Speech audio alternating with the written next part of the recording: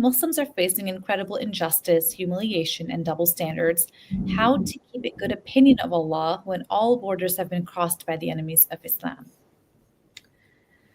Wow. So number one, you have to understand that your understanding of Allah is limited.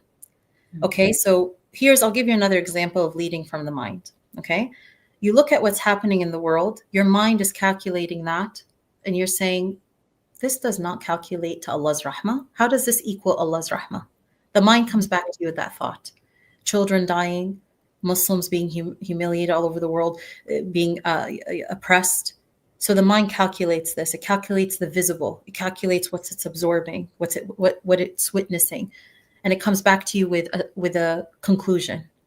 Calculated, processed, conclusion. This is not merciful. Allah's not merciful. Mm-hmm. So then, this is a thought that goes against like who Allah is, and we understand this is why rooting in Aqidah, rooting Quran, accessing the heart is what? No. Let me connect to who Allah is. Let me humble this mind. Even my understanding of Allah's mercy is limited. We think we understand Allah's mercy. We think it looks as simple as 1 + 1 = 2. Everybody safe, everybody good, Allah's merciful. No. Mm-hmm.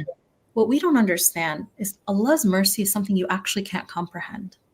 Because Allah is even merciful.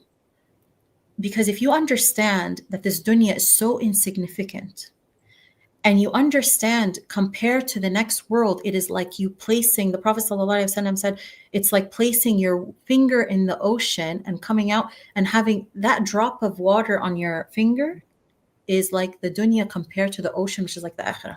Okay? So you'll never understand the plan. This is why it's humbling this and understanding Allah is in control. Also, what we often do is we blame Allah and we don't blame ourselves. Allah tells us in the Quran, verily, Allah does not change the condition of a people until they change what is in themselves. As Muslims, many of us have attached our heart to this dunya over the akhirah. Okay? And the Prophet ﷺ, he told us that there's going to come a time, he told the companions this, there's going to come a time where the people will feast on you, meaning like from all different directions. And the companions were so caught off guard by this, they thought it only had to do with the quantity of Muslims. And they said, are we going to be small in number, Ya Rasulullah? Sallallahu Alaihi Wasallam. And he said, no, you're going to be as vast as the foam of the sea. And he said, there's going to be a wahn in your heart, a weakness. And they said, what is this wahn? He said, an attachment to the dunya, a dislike of death, basically a dislike to meet Allah subhanahu wa ta'ala. And we as a Muslim ummah don't assess this, how we've been attached. What's happening in Gaza didn't just start October 7th, right? Mm-hmm. We know this.